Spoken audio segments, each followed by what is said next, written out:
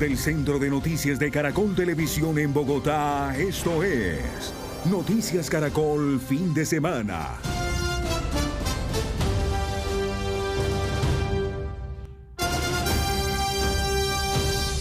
Buenas tardes, bienvenidos a la emisión del mediodía del fin de semana de Noticias Caracol. 3 muertos, 1 herido y 4 detenidos dejó un ataque contra un equipo de una producción de televisión en el centro de Bogotá ayer en la tarde. Sus trabajadores aseguran que 2 ladrones intentaron robarse un camión con sus equipos. La Policía Metropolitana tiene otra versión. Mayra Tenorio justamente está en el lugar donde ocurrió el ataque. Mayra, ¿qué nuevos detalles tiene de la investigación? Buenas tardes, son varios los aspectos de interés que los investigadores avanzan en indagar sobre este caso. Noticias Caracol también pudo conocer, según por fuentes oficiales, que este agresor tendría problemas psiquiátricos y de consumo. En varias oportunidades habría estado internado en clínicas de reposo, un aspecto que avanzan en esclarecer en este momento. También quiero mostrarles la zona como se encuentra a esta hora, con presencia de varios uniformados debido a los hechos y también para salvaguardar lo que sigue avanzando en esta zona, que es el rodaje de producción. Son varios los aspectos que intentan develar estos investigadores, pero aquí, para que ustedes comprendan qué fue lo que pasó, mi compañera Paula Belalcázar avanzó en construir este informe. Él era Nicolás Perdomo, una de las 2 personas asesinadas en la tarde de este sábado en Los Laches, en el centro de Bogotá, en medio de un rodaje de una producción de televisión. Esta fotografía fue publicada por la actriz Carolina Gaitán en sus redes sociales, quien lamentó su muerte. Nicolás, de 23 años, fue trasladado de urgencia al Hospital de la Samaritana, donde murió. El otro muerto es el conductor de un camión de la producción, Henry Benavides, que fue atacado con un cuchillo. Fuentes de la producción audiovisual le aseguraron a Noticias Caracol que habría sido un intento de robo. Según varios de los miembros del rodaje, 2 hombres con cuchillos llegaron a llevarse uno de los camiones con todos los equipos y asesinaron al conductor. Sin embargo, para la Policía Metropolitana de Bogotá, esto no se trató de un robo. Para su comandante, lo ocurrido se habría originado tras el ataque de un hombre que llegó al lugar y mató a otro en la reja de este parqueadero.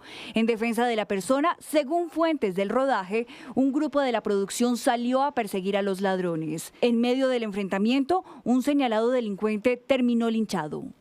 La Policía Nacional, ante los lamentables hechos ocurridos el día de ayer en la tarde en la localidad de Santa Fe, aclara que no fue ningún hurto ni intento de hurto. Lamentablemente fueron unos hechos de intolerancia. La policía logró capturar a 4 personas que en las próximas horas serán presentadas ante un juez. Otro de los trabajadores de la producción que resultó herido permanece en una unidad de cuidados intensivos bajo pronóstico reservado en el Hospital San Ignacio. Según los trabajadores, hay otro criminal que se fugó y pidieron a la policía capturarlo. El ataque ha generado rechazo entre el gremio audiovisual. Actores como Gregorio Pernía, Mágida Isa y Carmen Villalobos reaccionaron ante lo ocurrido a través de una campaña denominada Silencio en el Set, que busca solidarizarse con estas víctimas. El Sindicato Gremial Audiovisual de Colombia en este comunicado reafirma que la seguridad en los rodajes es fundamental para la protección de los trabajadores. El Ministerio de las Culturas, las Artes y los Saberes se unió al llamado y envió condolencias a los familiares de las personas asesinadas. Esta investigación fue asumida por la SIJIN y por la Fiscalía, que determinarán con exactitud qué fue lo que generó la muerte de los 2 miembros del equipo de producción y el linchamiento de uno de los señalados delincuentes. En la investigación que pudimos conocer hay varios aspectos que se establecen, principalmente que las víctimas y también las personas capturadas, las 4 personas capturadas, pertenecen a esta productora. Por ahora se desconoce este agresor si habría tenido alguna relación previa y precisamente no se descarta ninguna de las hipótesis que está sobre la mesa. Mayra, gracias. En otras noticias, en las últimas horas se registró un nuevo secuestro en el Valle del Cauca. A la propietaria de un restaurante en Jamundí se la llevaron hombres armados. Paula Restrepo, ¿qué dice su familia? Catalina, muy buenas tardes para usted y para la audiencia. Hace pocos minutos hablamos con la sobrina de Juliet Daza, la mujer de 30 años que el viernes por la noche fue raptada por hombres armados cuando se dirigía de Timba a Robles, aquí en zona rural de Jamundí. Ella se encontraba con 2 personas más a quienes dejaron ir, pero a ella se la llevaron con rumbo desconocido. Horas después de esto enviaron una foto a sus familiares indicándole que ya estaba en buen estado de salud, pero hasta ahora no se conoce de su paradero. Su familia, por supuesto, aprobó a este noticiero pasar las fotografías de ella tomada de redes sociales para dar con el paradero de la mujer lo antes posible. Habían 2 hombres que tenían pasamontañas y ellos estaban en la vía y ellos las pararon y pues no se lograron identificar. Mi tía se fue a arreglar las uñas y cuando ya se iba para la casa, ella estaba con 2 personas más, con 2 personas más y las pararon, a la señora las dejaron y a mi tía se las llevaron. Hasta el momento no sabemos nada más que está bien. Gracias a Dios nos enviaron muestra de que ella está bien, pero no sabemos quién la tiene. Y es que Juliet Daza es la 5ª víctima de secuestro en los últimos 5 días aquí en zona rural de Jamundí. Recordemos que el jueves se conoció sobre el secuestro de 4 jóvenes, esta vez en el corregimiento de Villa Paz, zona rural de Jamundí, y hasta el momento no se sabe de su paradero tampoco. El llamado de líderes sociales y de la comunidad es a mayor pie de fuerza en zona rural de ese municipio al sur del Valle del Cauca. Aquí lo que la gente siempre pide es fuerza pública, aquí la gente pide más fuerza pública y es normal. Aquí solamente en la cabecera municipal hace falta policía, no alcanza para cubrir todos los barrios. Imagínate en la parte de la zona rural, es importante la presencia permanente del batallón que está aquí en Jamundí.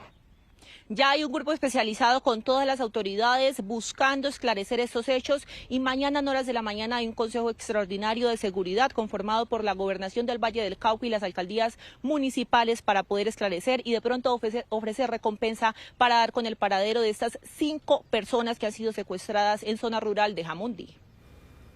Paula, de otro lado, el Ejército y el CTI capturaron a 5 hombres de la red criminal Los Camarones, que según las autoridades tendría vínculos con disidencias de las FARC y serían los responsables del secuestro de 2 adultos mayores en Cundinamarca.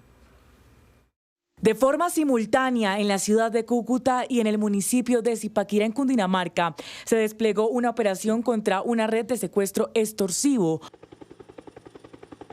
Durante más de 8 meses, estos fueron los seguimientos desde el aire que realizó el Gaula Militar de Norte de Santander y Cundinamarca junto al CTI de la Fiscalía. La investigación permitió ubicar a estos 5 hombres en Cúcuta, donde fueron capturados 4 de ellos, y en Zipaquirá, donde fue detenido otro integrante. Hacían parte de la banda Los Camarones, liderada según las autoridades por Brandon Forero. Cada uno cumplía un rol: recaudar dinero, hacer llamadas extorsivas y ejecutar los secuestros. Estos sujetos en su momento se identificaron como miembros del grupo armado organizado residual Frente 33 que delinque en el nororiente del país, exactamente norte de Santander. Exigían la suma de 10.000 millones de pesos para la liberación. La operación consistió en vigilar hasta lograr la captura de estos hombres en sus lugares de vivienda. Señor Brandon Guillermo Forero Palacio se encuentra detenido. 81 días secuestrados. Incluso fueron detectados moviéndose con total tranquilidad en vía pública.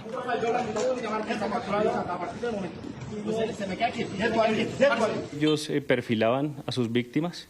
De acuerdo a lo sucedido el año anterior, ellos se dedicaban a perfilar personas, campesinos, no grandes empresarios, sino campesinos. Así registramos su forma de delinquir en agosto del año pasado, con drones y perros rastreadores en terreno. Tropas de la Brigada 13 del Ejército realizaron el rescate de estos adultos mayores, que pasaron semanas en las montañas del páramo de Guerrero en Zipaquirá. Fue allí, después de más de 80 días de secuestro, donde lograron ubicarlos. Esta motocicleta fue el único rastro, luego de haber sido interceptados en zona rural. Cuando salían a revisar sus potreros, las familias solo recibían como respuesta estas pruebas de supervivencia. Háganos el favor y entregue lo que sea, pero sáquenos de esto. Mientras avanzan los procesos judiciales de estos capturados, las autoridades investigan que otras estructuras criminales pueden estar incidiendo en estas zonas rurales de Cundinamarca para sembrar el miedo entre los campesinos. Y en el oriente del departamento antioqueño los homicidios han aumentado en un 65% según las autoridades. Esto por cuenta del enfrentamiento entre estructuras criminales. Erika Zapata, ¿qué se va a hacer en esa zona de Antioquia para contener esta situación?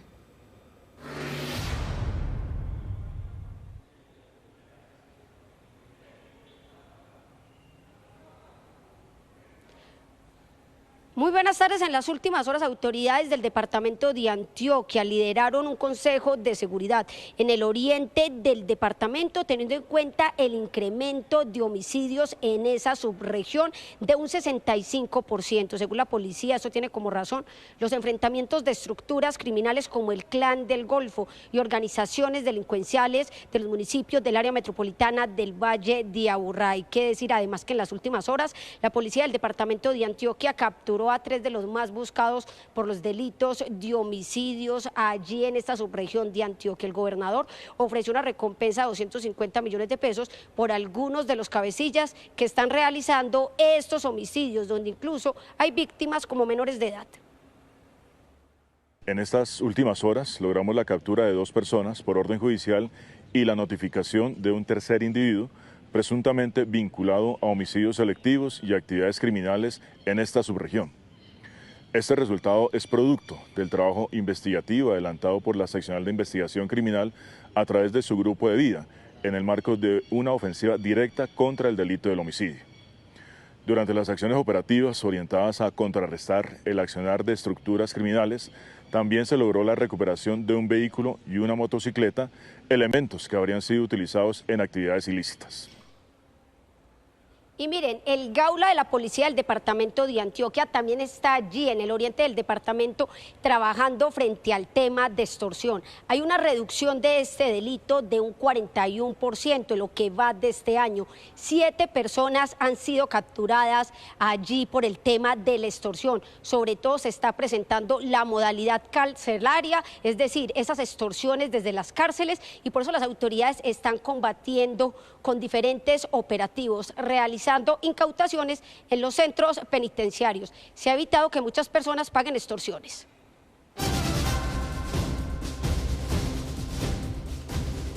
El Ministerio de Salud confirmó el primer contagio de una nueva variante de viruela símica o viruela del mono en el país. Esteban Bejarano, ¿qué se sabe de este caso? Alejandra, según informó el Ministerio de Salud, se trata de la variante o el clado 1B, que está bajo vigilancia internacional por su alto nivel de transmisión. El caso fue confirmado el día viernes 17 de abril a las 6 de la tarde, luego de estudios adelantados en el Laboratorio de Virología del Instituto Nacional de Salud. Allí establecieron la presencia del virus en un hombre en el departamento de Antioquia. Hay que tener en cuenta que existen 2 tipos de viruela del mono, la variante 1 y la variante 2. En Colombia, desde hace 5 años, existe la variante 2, por lo que la detección de este caso pone en vigilancia a las autoridades, porque el clado 1B, fue declarado por la OMS en el año 2024 como una emergencia de salud pública de importancia internacional. ¿Cómo prevenirla? Aquí los detalles. La mpox, conocida como viruela símica, es una enfermedad viral que se transmite por contacto físico cercano. En Colombia, esta es la primera vez que se diagnostica la variante clado 1B. Esta preocupa porque tiene un chance mayor de salir de los focos que ya se han identificado, de pasar fronteras, de generar más transmisión. No podemos decir que tenga más severidad en los pacientes, pero la probabilidad de transmisibilidad se aumenta. Esta variante de la viruela del mono fue identificada en un hombre, un paciente en el departamento de Antioquia, quien está bajo monitoreo de las autoridades sanitarias. El paciente se encuentra con una evolución satisfactoria, no en hospitalización ni en un mayor riesgo o peligro. Sin embargo, se encuentra en seguimiento estricto con la entidad territorial y a nivel central, acorde a epidemiología de campo. Con la confirmación, luego de pruebas realizadas en laboratorios del Instituto Nacional de Salud, las autoridades activaron los protocolos, investigación epidemiológica, rastreo de contactos y seguimiento para evitar posibles contagios. Es importante dar a conocer a la comunidad en general que no tenemos un cambio en el nivel de riesgo en Colombia, es decir, no se ha detectado una transmisión comunitaria.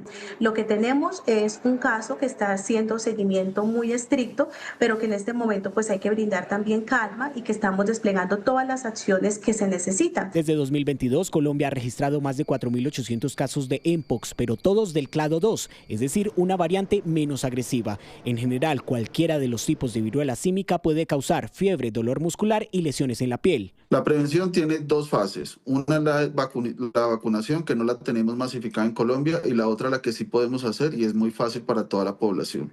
Eso involucra lavado de manos, eso involucra la identificación del sujeto y evitar el acercamiento con los mismos, evitar el uso de toallas y algunos elementos personales.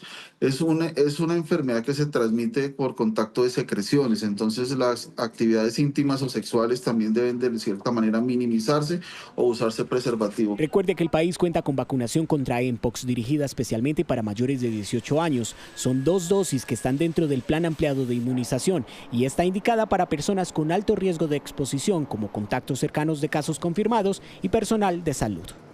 Es importante resaltar que la implementación de la vacunación se realiza de manera focalizada, bajo la coordinación de las entidades territoriales y en cumplimiento de los lineamientos técnicos vigentes de las autoridades de salud, quienes hacen un llamado a la población general a adoptar medidas para prevenir la transmisión de este virus.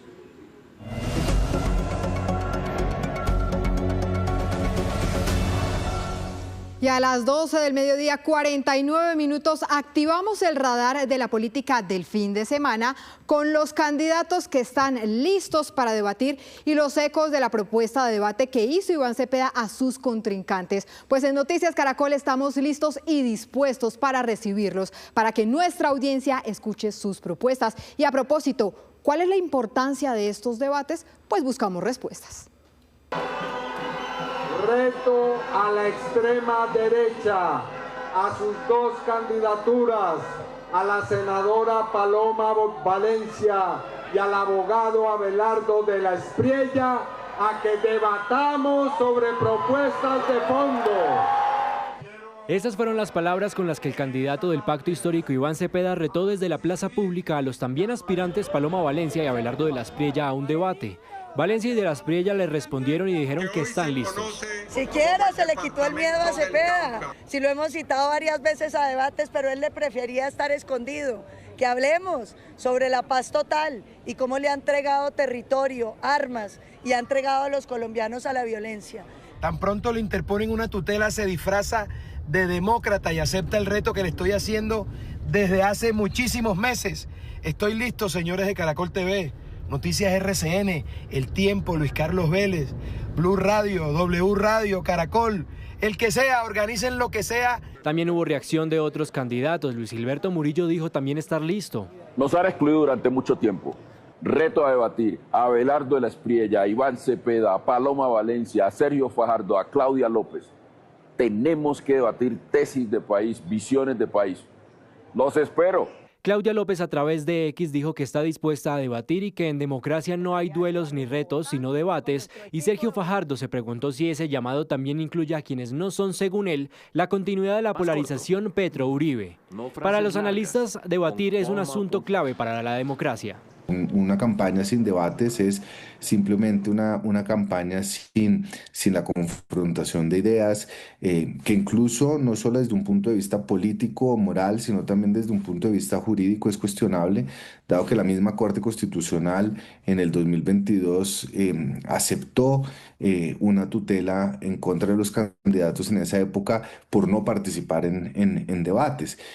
Es muy importante que los ciudadanos puedan conocer las distintas propuestas y posturas de los candidatos frente a distintos temas de la realidad política nacional. Eso, digamos, que tiene un valor muy importante en un proceso electoral en donde realmente lo que hay más es un ejercicio plebiscitario. ¿Y qué tanto impacto tienen los debates a la hora de decidir el voto? Los debates difícilmente mueven al electorado o transforman los resultados de las elecciones. Sin embargo, sí son un termómetro muy importante del estado de la democracia, son un termómetro muy importante de la actitud de los candidatos para medirse en discusiones que en todo caso son necesarias. Los candidatos presidenciales coincidieron en que se deben dar garantías de transparencia para un eventual encuentro. Miren, y reiteramos, debatir es la esencia de la democracia, que no solo se ejerce en las urnas, sino también confrontando ideas. Pues para hablar de esto nos conectamos a esta hora con Pedro Viveros, analista político de Noticias Caracol y Blue Radio. Pedro, muy buenas tardes. Quiero empezar preguntándole, ¿qué hay detrás de esta decisión de Iván Cepeda de ir a los debates? Catalina, un saludo a usted y a todos los televidentes. Pues la decisión es lo que ocurrió. Seguramente la presión que hay, incluso adentro del propio pacto histórico, de conocer cuáles son las posturas del candidato Iván Cepeda, pero también legalmente hubo una tutela y los otros candidatos lo que quieren es expresar las ideas para saber cuáles son las de fondo del doctor Iván Cepeda y cuáles son los contrastes de los otros candidatos. Catalina. Es decir, Pedro, ¿se puede decir que hay un cambio genuino como tal, hay un cambio de postura genuino por parte de Iván Cepeda para tomar esta determinación?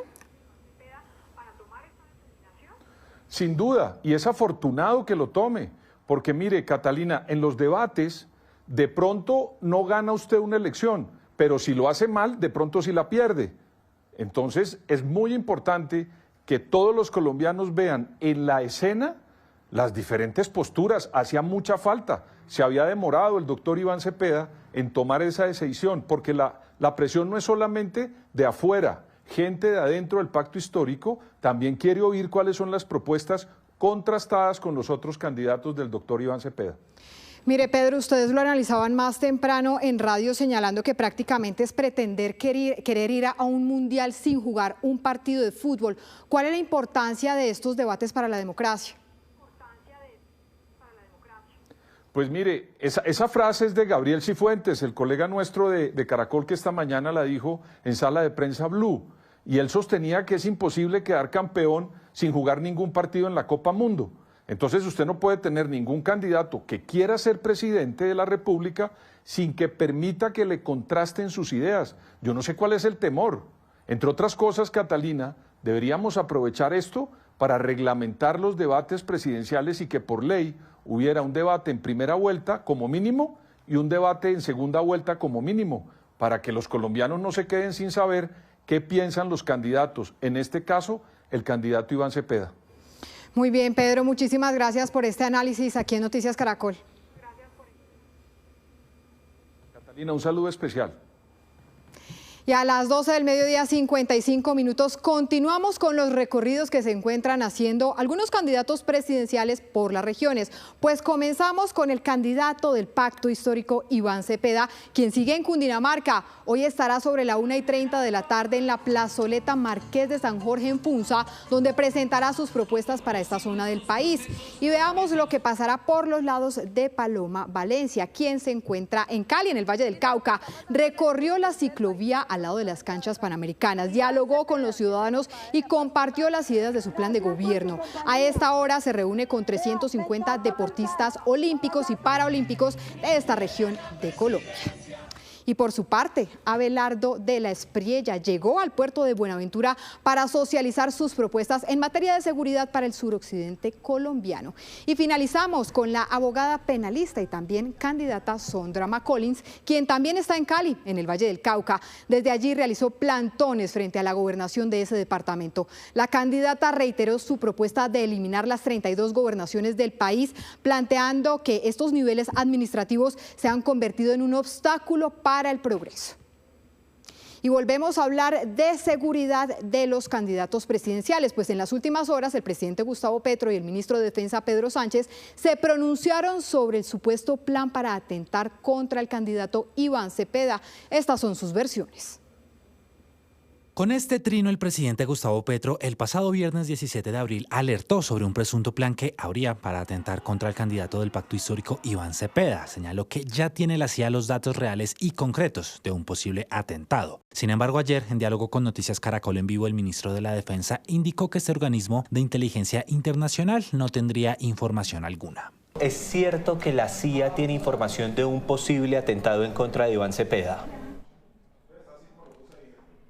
Ellos nos han informado que cuando llegaran a tener alguna información al respecto nos la compartirían, pero en este momento no tienen. El mensaje que salió es que de parte de Colombia suministrará o ha suministrado otros organismos de inteligencia diferentes a los del Ministerio de Defensa, información no solamente a los Estados Unidos, sino a todas las naciones para que nos ayuden a confirmar o a desvirtuar. Aquí resaltamos esa cooperación internacional que tenemos, en este caso con los Estados Unidos, no solamente para atacar el crimen, el narcotráfico, sino también, en caso tal, de compartir información oportunamente para proteger a todos los candidatos. El presidente Petro respondió a lo dicho por su ministro. Indicó en su cuenta de X que en Consejo de Seguridad se expuso por completo el plan contra Iván Cepeda y la manera de neutralizarlo. Ante este trino del presidente, el ministro volvió a pronunciarse hace unos instantes. Un organismo de inteligencia del Estado colombiano, externo al Ministerio de Defensa, me confirmó que ya suministró a los Estados Unidos la información disponible para su valoración y apoyo de capacidades dentro del marco de la cooperación internacional. El avance respectivo fue analizado en la más reciente Junta de Inteligencia Conjunta Extraordinaria. El Mindefensa reiteró la recompensa de hasta 1.000 millones de pesos por información que permita evitar cualquier atentado en contra de los candidatos presidenciales. Y hasta aquí el radar de la política del fin de semana, pero en la noche, más datos y más información.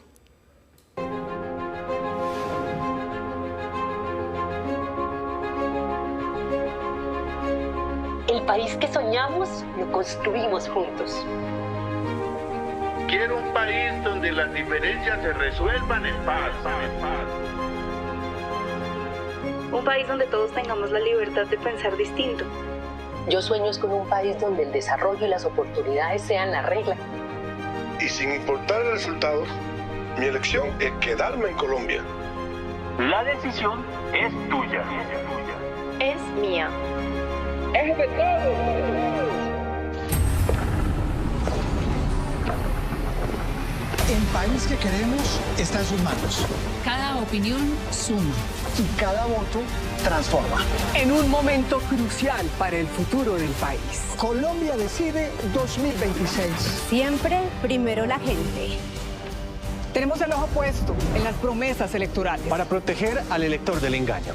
Le ponemos la lupa a los pecados electorales. Revelaremos lo que se esconde detrás del poder. El análisis, los resultados y el nuevo mapa político. Cada resultado es más que un número. Es el país que elegimos. Toda la información para darle poder a su elección. Su voto cuenta, su voto decide. Escuchamos a la gente porque entre todos elegimos el rumbo de la nación. El país se construye desde las regiones. También en elecciones nosotros ponemos las noticias. Y usted escoge la pantalla. La democracia no se construye sola, se levanta con sus manos, con su voz, con su decisión. Colombia Decide 2026. Noticias Caracol por todo el país. El país que soñamos, lo construimos juntos.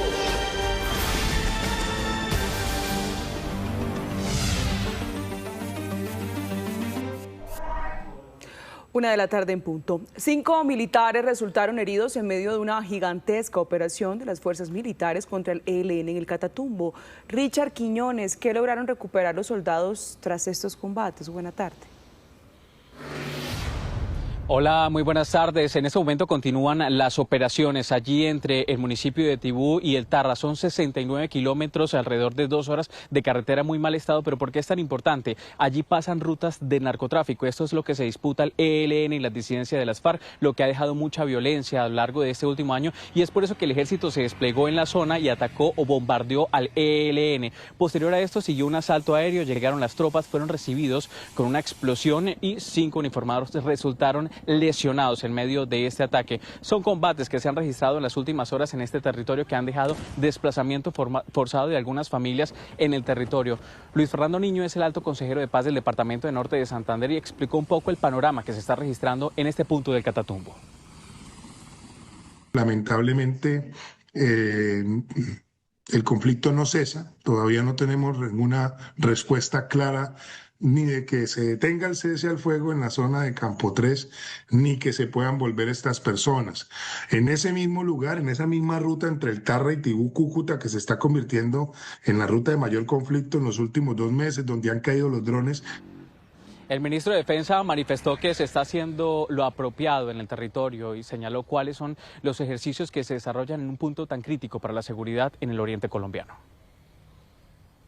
Anoche desarrollamos una operación militar, también en coordinación con la Policía Nacional, apoyados con sus capacidades, contra el cartel del ELN en el Catatumbo, ese grupo criminal que asesinó a más de 200 personas el año pasado, generó un confinamiento a más de unas 60.000 personas, un desplazamiento forzado a más de unas 30.000 personas en un corto lapso de tiempo, y fue atacado mediante un bombardeo que hicimos, y hoy ya va avanzando las tropas consolidando el área.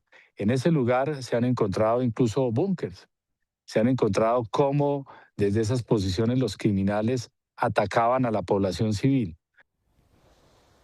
Por ahora, la situación sigue siendo compleja para alrededor de 101.000 familias que han salido desplazadas de este territorio, y también los ataques con drones cargados con explosivos.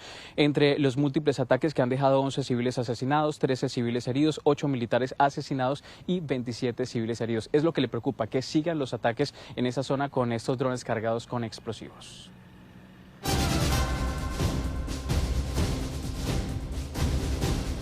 1:03 p.m. El 90% de Tunja está sin agua tras el rompimiento del tubo principal que abastece al acueducto. Según la empresa responsable, el servicio sería restablecido el próximo martes. Jairo Niño, cuéntenos cómo se está abasteciendo la comunidad a esta hora. Buenas tardes.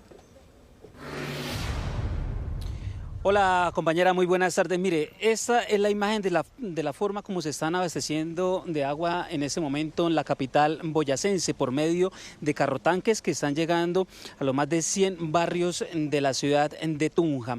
A diferentes horas, por medio de los mismos grupos en los barrios, se están comunicando cuando llegan los carrotanques y las personas salen con, como observamos, algunos baldes, tarros, lo que tienen a sus manos para tratar de llevar agua a sus viviendas. Como lo han manifestado, el servicio se estaría restableciendo el próximo martes si el tema del arreglo sale todo bien. Hoy se están terminando de realizar esos arreglos para empezar a hacer las respectivas pruebas y que el servicio regrese nuevamente a las viviendas.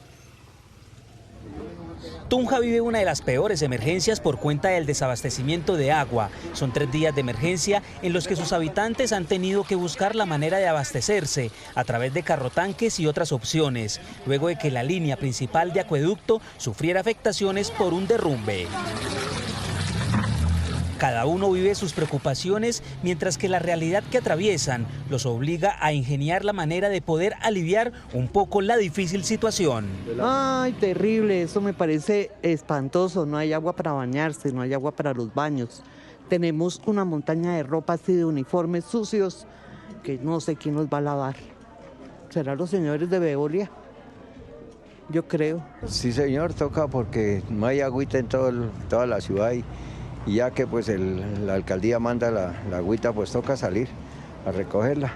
Pues toca para la alimentación, toca hervirla siempre porque no se puede consumir así. La emergencia que vive la ciudad ha obligado a suspender clases y presencialidad en entidades públicas y privadas, por lo menos durante lunes y martes. Ya Veolia, junto con el municipio de Tunja, ha arreglado la tubería. Ahorita vamos a ir al punto donde se hizo el daño a revisar cómo quedaron los empalmes. Estamos prestando nosotros el servicio de carrotanque. Estamos articulados con la empresa Veolia con gestión del riesgo para que ellos como tal determinen los sitios más vulnerables, los puntos más vulnerables, y nosotros lo que estamos haciendo es prestando el carrotanque para poder apoyar y llegar a esos sectores donde la comunidad más necesita, bien sea descargando en clínicas, que fue por donde empezamos, por los sitios de salud, por los temas geriátricos. Son 80 metros de línea de acueducto afectada, que si todo sale bien, hoy estaría habilitada de nuevo para empezar a enviar agua a la planta principal. Vamos a instalar una nueva tubería que se tenía para atención de estos eventos de contingencia.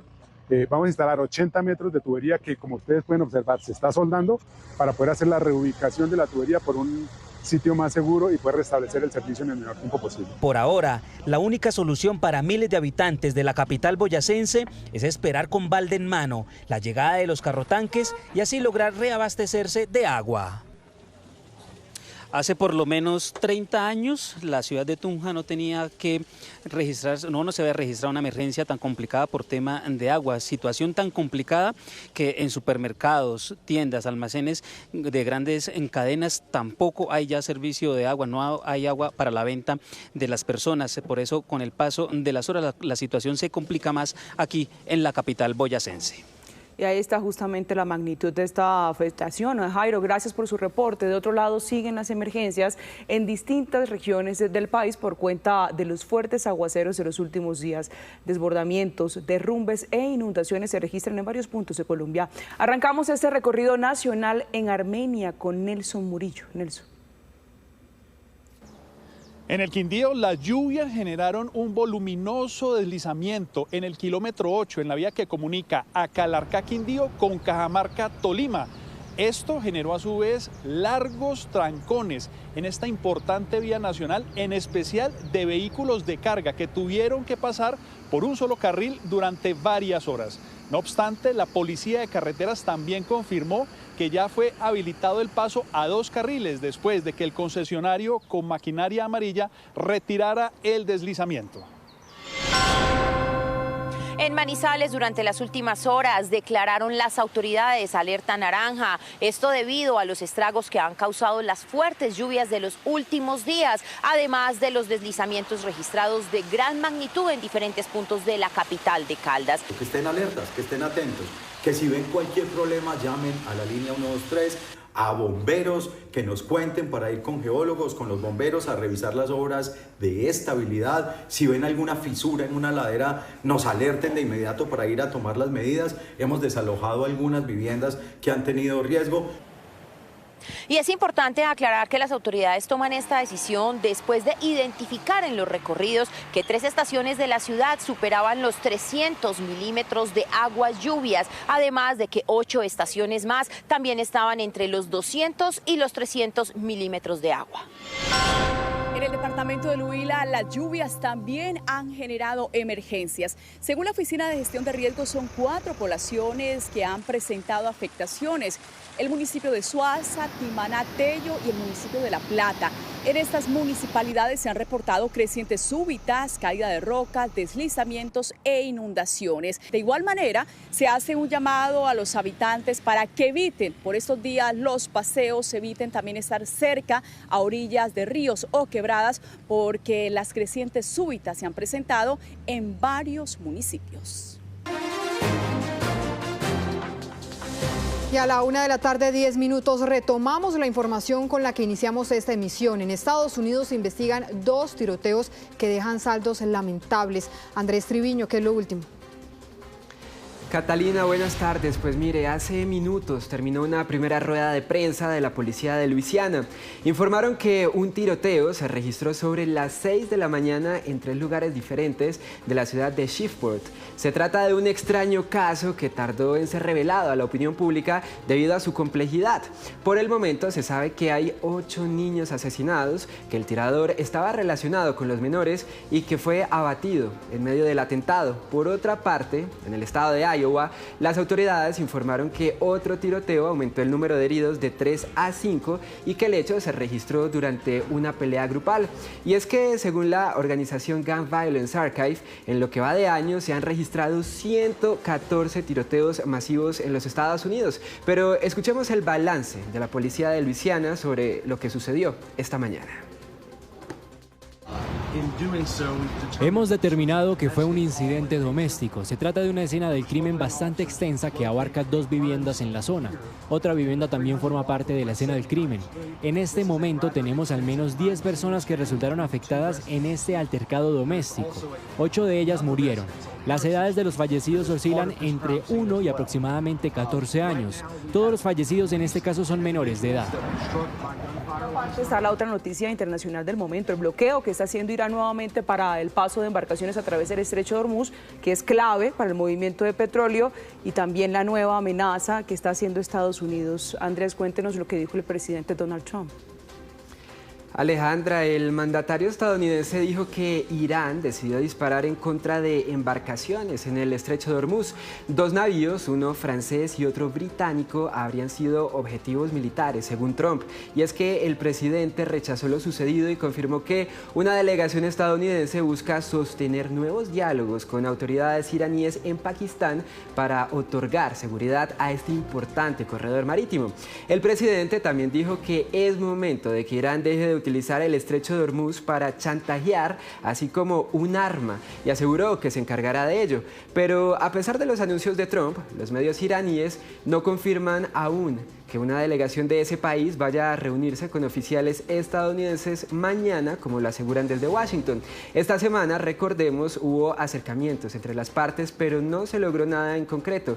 Lo que sí es un hecho es que los precios del petróleo van al alza y el Departamento de Energía de los Estados Unidos dijo que el incremento de costo de la gasolina en el país no se va a regular, sino hasta el próximo año si la situación se mantiene como está.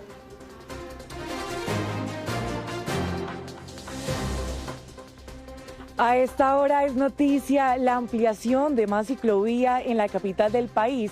Hoy domingo entró en esta operación un tramo más hacia el norte, cerca de 3 kilómetros, que comprende la avenida Boyacá entre calle 170 y 183, además de la calle 183 entre carreras 72 y 54. En total ya contamos con 141 kilómetros de ciclovía habilitada estos domingos, además de los festivos aquí en la capital del país. Una apuesta que el distrito dice que es para que más bogotanos disfruten de esta actividad que ya se ha convertido en una tradición dominical.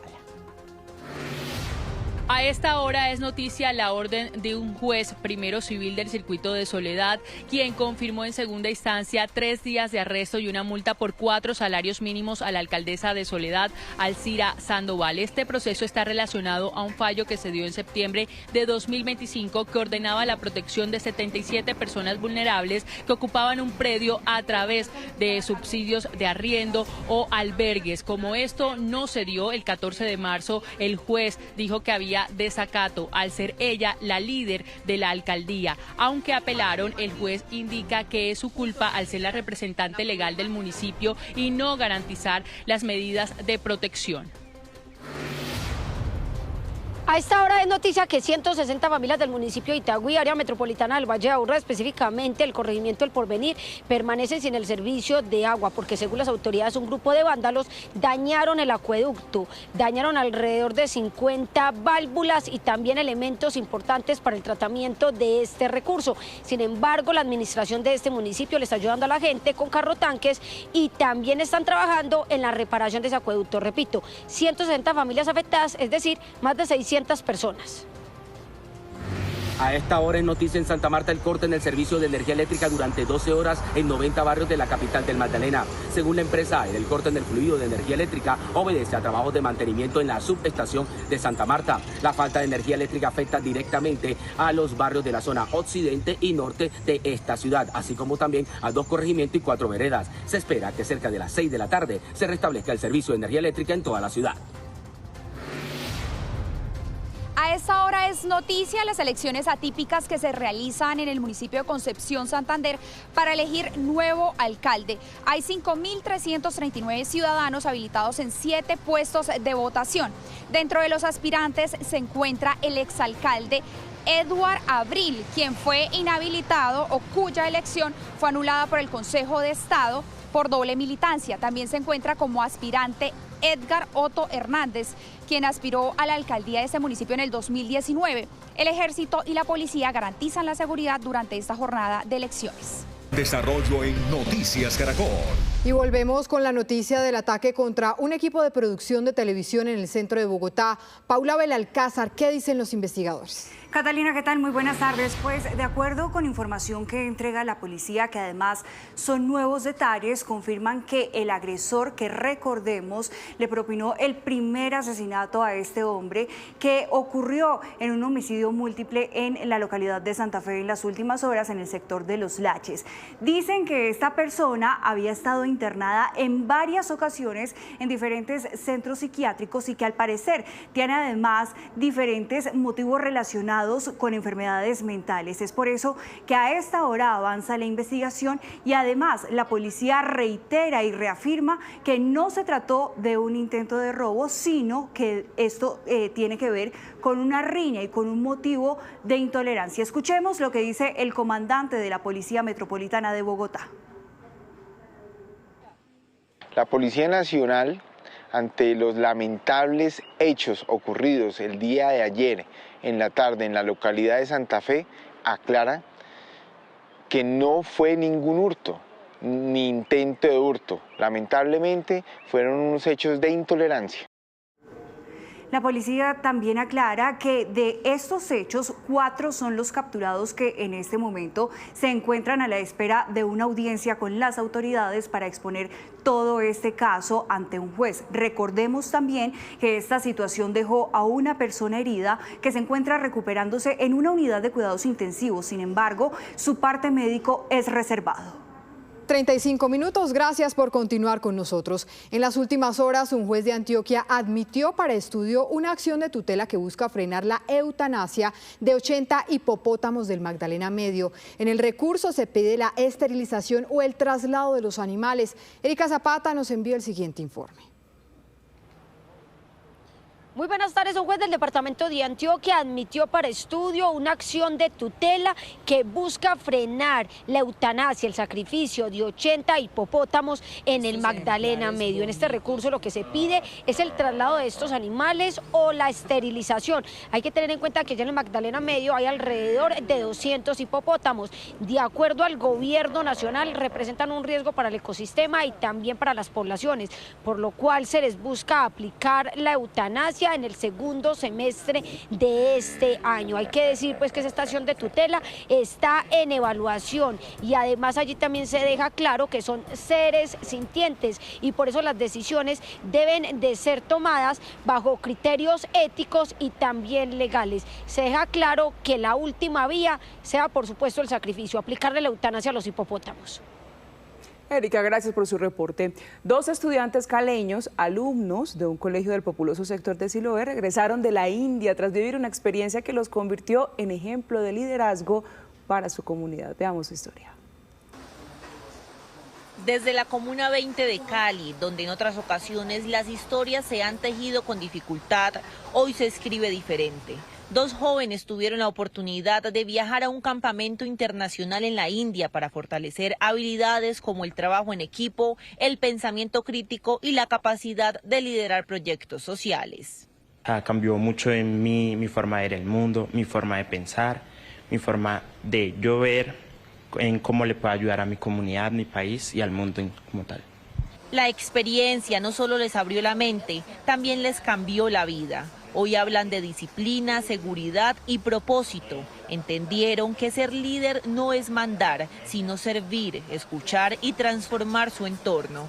Desde Siloé ahora quieren impactar a más jóvenes, demostrar que el talento no tiene fronteras y que los sueños sí se pueden internacionalizar. Van a llegar muchas decisiones, momentos donde vamos a tener que tomar una decisión, aplicarla y que va a ser algo muy, digamos, importante o va a tener mucho peso.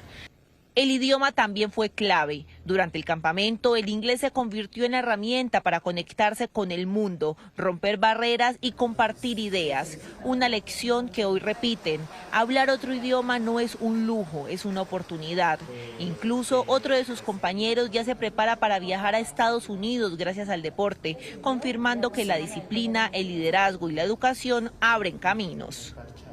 Al tener liderazgo podemos dar una idea, poder gestionarla y lograrla a fin de cuentas. Y el deporte es la unión en el mundo. El próximo año seguirá pasando, entonces no me imagino lo lindo que puede pasar en el futuro de Siloé, teniendo chicos con habilidad de liderazgo. Historias que nacen en las laderas de Cali y que hoy inspiran, porque en Siloé no solo hay necesidades, también hay líderes en formación, jóvenes que están cambiando su destino y demostrando que desde cualquier rincón se puede llegar al mundo. Que sueñen en grande, que no paren de soñar, que los sueños mueren cuando el soñador muere. Y sí que inspiran. La literatura también puede transformar realidades. En Ciudad Bolívar los estudiantes participan en Tren al Sur, un festival que busca nuevas formas de proyectar futuro. Tren al Sur es un festival literario organizado por el Gimnasio Sabio Caldas junto a 11 colegios de Ciudad Bolívar.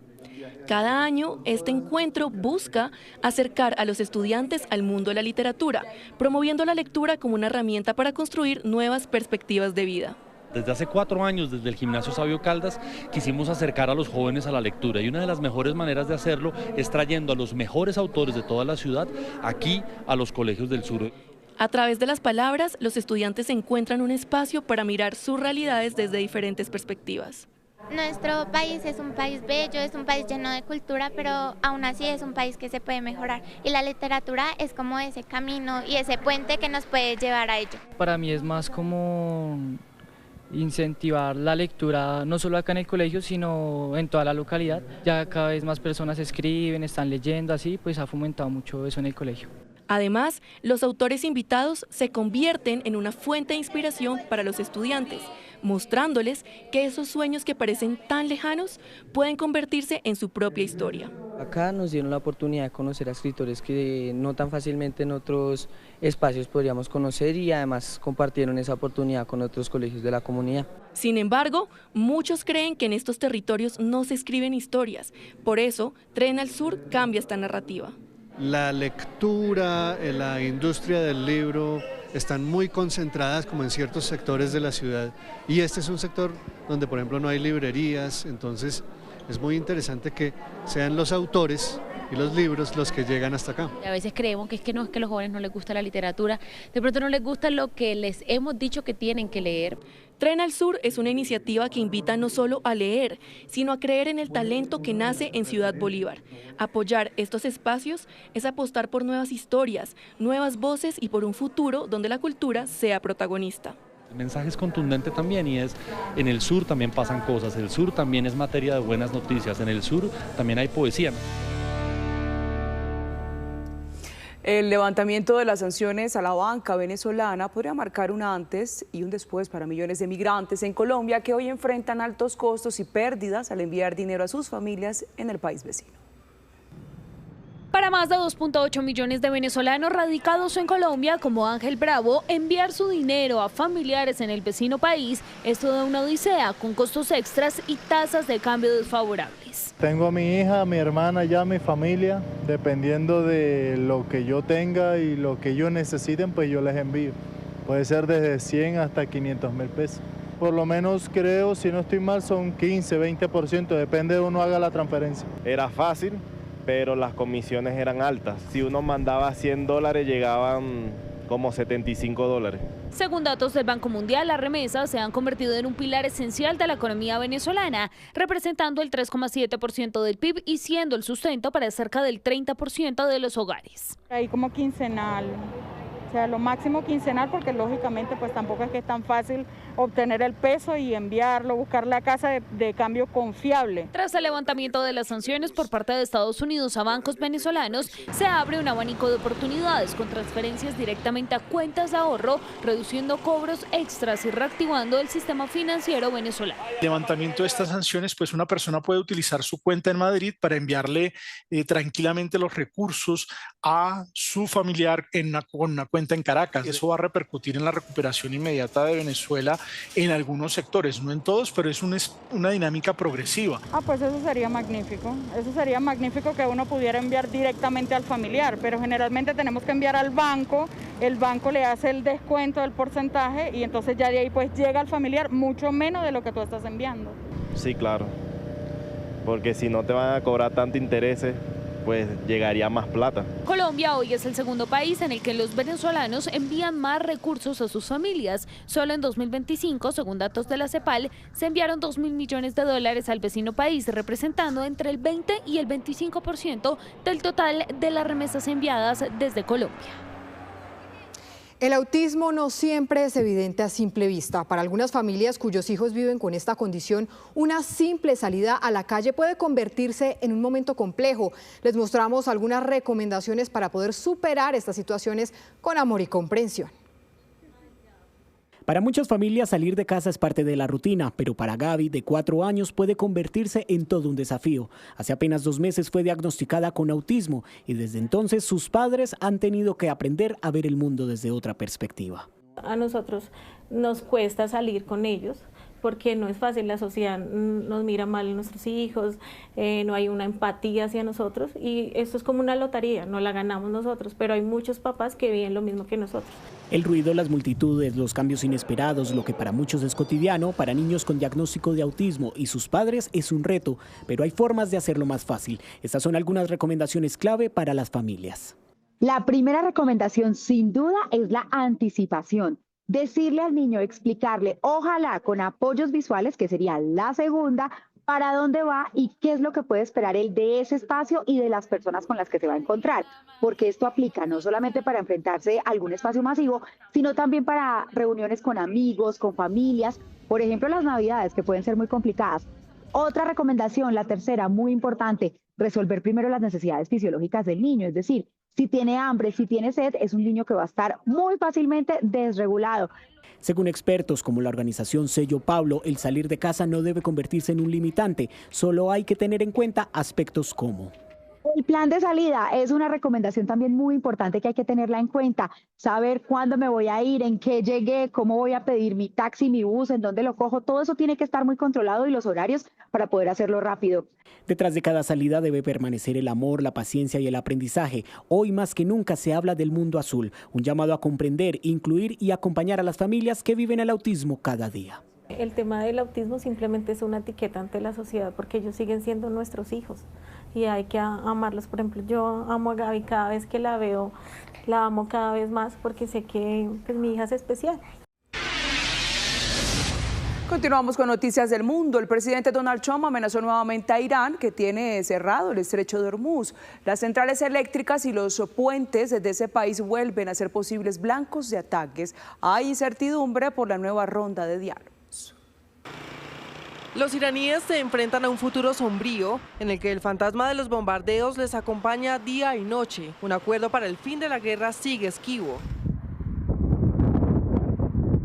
Así amaneció el estrecho de Hormuz, por donde pasa el 20% del petróleo mundial. Contadas embarcaciones permanecen en las cercanías de la zona marítima cerrada por Irán, mientras Estados Unidos mantiene el bloqueo a los puertos de su rival. Y las centrales eléctricas y puentes iraníes volvieron a ser blanco de amenazas del presidente Trump. El reloj está en marcha porque su ultimátum para un acuerdo vence el miércoles. Estamos ofreciendo un trato muy justo y razonable y espero que lo acepten porque si no lo hacen, Estados Unidos destruirá todas las centrales eléctricas y todos los puentes de Irán. Se acabó la amabilidad. Si no aceptan el acuerdo, será un honor para mí hacer lo que se deba hacer. Mientras tanto, las huellas de la guerra dejan cicatrices en Líbano, el otro frente de batalla. Para Sara Eid, volver a su casa fue enfrentarse a lo que quedaba de sus recuerdos, después que ataques israelíes arrasaran su barrio. Claro que me dolió que el trabajo de toda mi vida se hubiera perdido. Todo el esfuerzo de mi vida se ha esfumado y ahora tengo que reconstruir. Entre tanto, durante su viaje a África, el Papa León XIV confió en que la tregua de 10 días entre Israel y el grupo armado Hezbollah abra el camino al fin del conflicto. Ánimo a quienes han estado trabajando por una solución diplomática, a que continúen las conversaciones de paz para que el cese de las hostilidades en todo Oriente Medio sea permanente. Y tras el fracaso del 11 y 12 de abril, Pakistán acogerá esta semana otra ronda de diálogos entre Estados Unidos e Irán, en los que, según la Casa Blanca, volverá a participar el vicepresidente J.D. Vance. Y nos trasladamos ahora a Perú, donde los resultados definitivos de la primera vuelta de las elecciones presidenciales se van a tardar un mes en conocerse. La autoridad electoral dijo que el escrutinio final será revelado a mediados de mayo. Las elecciones fueron realizadas el pasado domingo, 12 de abril, y es un hecho que Keiko Fujimori pasa a segunda vuelta, pero aún es incierto quién será su contrincante. Entre tanto, la Fiscalía investiga las razones del retraso de los resultados, así como múltiples denuncias de fraude. Y en Malasia, un gran incendio destruyó alrededor de 1000 viviendas. El fuego se propagó rápidamente por cuenta de las ráfagas de viento. Una columna de humo emergió de la zona residencial y, según las autoridades, más de 9000 personas resultaron damnificadas. Pese a la magnitud de la tragedia, por el momento no se reportan víctimas mortales y se investiga cuáles fueron las causas de la conflagración. Y en Estados Unidos, un paracaidista chocó en su caída contra una pantalla gigante frente a cientos de personas que veían un partido de fútbol. Aficionados grabaron el momento en el que el deportista perdió la dirección para su aterrizaje y quedó colgando en la estructura de la Universidad de Virginia. Según reportaron las autoridades, el hombre está fuera de peligro y duró 20 minutos suspendido antes de ser rescatado.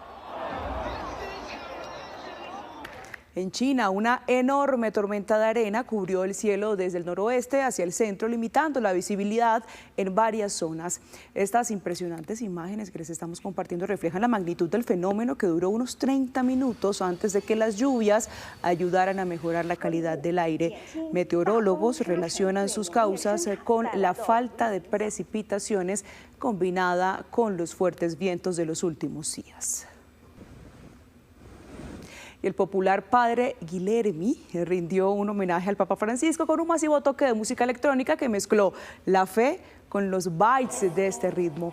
La Plaza de Mayo de Buenos Aires, Argentina, fue escenario de la fiesta liderada por el sacerdote portugués, que ha ganado gran popularidad en el mundo por sus presentaciones con sentido religioso. Y en esta ocasión Francisco fue el protagonista. Este martes se cumple el primer aniversario de su muerte. Continuamos con más noticias de Caracol del Día. En Caquetá, familias ganaderas que le apuestan a la producción sostenible contaron con la visita del embajador de la Unión Europea en Colombia, que busca visibilizar el potencial del territorio y abrirle la puerta a nuevas inversiones. Yogur, queso salado, cuajada y otros derivados lácteos son hoy el resultado del esfuerzo de 17 ganaderos que, tras enfrentar una profunda crisis en el sector lechero, optaron por reinventarse. Lo que en su momento fue incertidumbre por la caída en los precios de la leche se transformó en una iniciativa colectiva.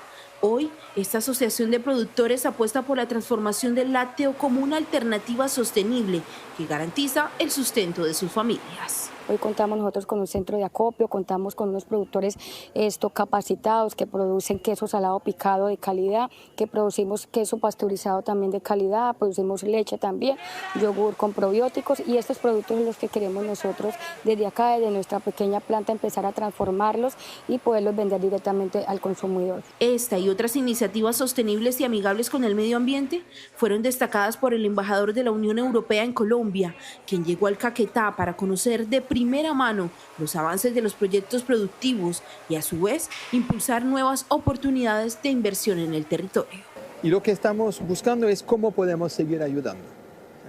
¿Cómo podemos seguir ayudando? Típicamente fomentando inversiones, ayudando a desarrollar más comercio, más actividad económica, y también intentar aprovechar a este acuerdo de libre comercio que tenemos entre la Unión Europea y Colombia para abrir este mercado de 450 millones de consumidores que tenemos en Europa. Veo unas personas muy dedicadas a lo que están haciendo, con las ganas de salir adelante, ¿no? Y veo también que este proyecto, el Fondo Europeo de Paz, realmente ha sido un apoyo para ellos. Se ha podido hacer también cosas que creo que son muy interesantes, como lo que se ha hecho con la fruta canagucha y también, bueno, con piña, con quesos que están produciendo aquí. Ahora las expectativas crecen. Los ganaderos confían que esta vitrina internacional permita ampliar el respaldo a proyectos que no solo impulsen la economía local, sino que promuevan prácticas que fomentan paz, que son sostenibles y además que contribuyen a los cuidados del medio ambiente. Gracias por continuar con nosotros. Artemis II no solo marcó un hito, también ha estimulado el deseo de muchos niños por aprender sobre el espacio. En Cali hay un lugar donde esto es posible. Se trata de Yagua, un espacio donde el universo no se siente tan lejos. Está bastante interesada, incluso está con la idea de que cuando sea grande quiere ser astronauta. Ese es el sueño de Christopher, uno de los niños y niñas que por estos días visitan el Centro de Ciencia, Arte y Tecnología de Cali, Yagua, motivados por la misión espacial Artemis II, un hecho que ha despertado su inquietud por este campo de la ciencia. Estoy haciendo el sol y las capas del sol. ¿Por qué te interesaste por ese sol? Porque yo siempre he querido saber cómo se ven las capas del sol. Yagua cuenta con el planetario más moderno del país. Allí la ciencia y la tecnología se unen para brindar experiencias surreales y educativas. Aquí en Yagua podemos tener todo un recorrido por lo que son las ciencias de la vida, las ciencias del espacio, aprender de cómo viven los astronautas en el espacio, de cómo son los viajes a otros planetas, de cómo se vive en la Estación Espacial Internacional, de cómo se busca nueva vida. Aprendí lo de la luna, o sea, el planeta. Nosotros estamos ahí adentro, los astronautas van a la luna, dan vueltas alrededor.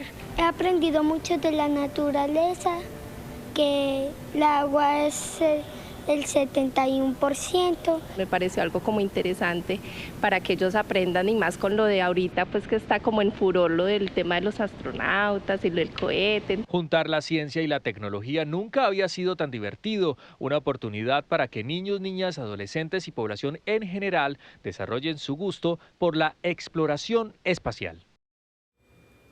Y es que Artemis II, fuera de orbitar la luna, llegó al corazón de un pequeño niño cartagenero que ahora sueña en convertirse en astronauta. Artemis II despertó la curiosidad del mundo y no es para menos. El hombre estuvo más cerca de la luna y mientras eso ocurría, en Cartagena la fiebre espacial cada vez subía más, especialmente entre los más pequeños.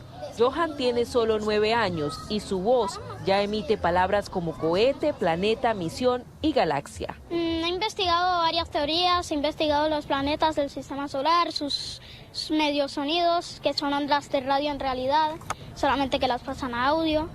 También sobre Sagitario A, una teoría llamada de los agujeros negros, que es una fuerza gravitacional casi infinita, que puede, según la teoría, retroceder el tiempo. Artemis II no solo despertó el interés científico, también impulsó sueños como el de Johan, que anhela llegar a la luna. Me llama la atención descubrir más sobre la galaxia, estar con esas vistas hermosas del espacio. Me interesa demasiado averiguar y mucho más. En Artemis III posiblemente vayan a tocar la luna por segunda vez. Su meta es clara. Intentando dar todo lo que puedo en el colegio para poder ser muy inteligente y ser capaz de ser astrónomo o astronauta, porque para eso se necesita una inteligencia muy grande. Y pues opino que me gustaría en sí mucho. Su familia ha sido clave para alimentar este sueño. Lo acompañamos cuando quiere ver videos, porque cada vez que, por ejemplo, está en el televisor, en el celular, indaga sobre eso, sobre el conocimiento del espacio y lo pronuncia cada rato. Quiero ser astronauta, ¿qué hacemos? Y ahí, papito y mamita lo apoya, buscamos métodos. Ya entendemos la necesidad de dotarlo de por lo menos herramientas que le faciliten su curiosidad y que la pueda explotar y explorar al máximo. Hoy Johan imagina el espacio desde su casa, pero su sueño ya está en órbita. Qué bien por Johan, muy empoderado. 2:39, un joven que estuvo 20 días en coma por cuenta de un conductor ebrio que lo atropelló, salió adelante gracias al cuidado médico y al apoyo de su familia.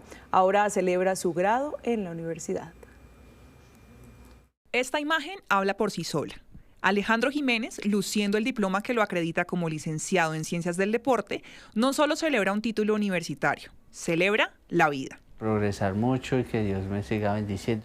Hace 6 años, un conductor ebrio lo arrolló mientras montaba en bicicleta, dejándolo en coma y con un diagnóstico médico desolador. Trauma craneoencefálico severo, coma profundo y respiración asistida. Él recibió atención inicial en el hospital de Tocaima y de ahí, pues, debido a la gravedad de sus lesiones, fue remitido al hospital San Rafael de Girardot. Allá, cuando nosotros pudimos ingresar a verlo, el estado era muy crítico. Él necesitó, pues, respirador, reanimación, y cuando ya lo pudimos ver, que ya estuvo en UCI hacia la madrugada de ese miércoles, él ya estaba en un estado muy crítico. El pronóstico era cruel. Estado vegetativo permanente sin posibilidad de caminar o hablar. Tras 22 días en coma, Alejandro despertó. Su casa se convirtió en un hospital improvisado con cuidados las 24 horas del día. Él tuvo hospitalización en casa, con todas las cosas necesarias para su alimentación, su respiración, su estadía. Y ahí duró 2 años en hospitalización en casa con nosotros. Pese al deterioro cognitivo y la parálisis parcial en su brazo izquierdo, él decidió retomar su carrera en la Universidad Manuela Beltrán. Estudió algunos semestres virtuales y asumió el reto de asistir presencialmente, incluso cuando la confusión lo llevaba a municipios equivocados en el transporte público. Y a ver, te cuento, una vez me la di ya de vivo, ¿no? Que ya me siento capaz de llegar a la universidad y cogí la buseta que no era. Y ahí fue, madre, ¿dónde soy? Esa voluntad inquebrantable se materializó en su proyecto de grado. Alejandro hizo de su tragedia un estudio de caso para su tesis. En mi tesis de grado fue en la protección de un ciclista o cualquier persona en la vía. Por eso yo llevaba el casco y el chaleco verde. Y mi intención es que esta misma gente use todos estos elementos de seguridad, lo cual permitió que yo me salvara. Hoy, Alejandro vive en Bogotá, independiente en casi todas sus tareas y aplicando sus conocimientos. Su mensaje es claro: convertir su supervivencia en un mensaje lleno de esperanza. Síganos en vivo, en Noticias Caracol en vivo, en nuestra app, en el sitio web, en nuestro canal de YouTube y en TikTok. Nosotros le damos las noticias, usted escoge la pantalla. ¿Y qué tendremos esta tarde en Noticias Caracol en vivo, nuestra señal digital? Nos conectamos con Pablo Arango Robledo. Pablo. Catalina, ¿qué tal? Muy buenas tardes. Muchos personajes esta tarde aquí en Noticias Caracol en vivo. Estaremos hablando de la situación de orden público en el Catatumbo. Tendremos autoridades a propósito de los enfrentamientos entre la fuerza pública y el ELN. Tendremos la respuesta de las autoridades con lo que está pasando con los afectados. También Tunja, con las afectaciones que ha tenido porque está sin agua.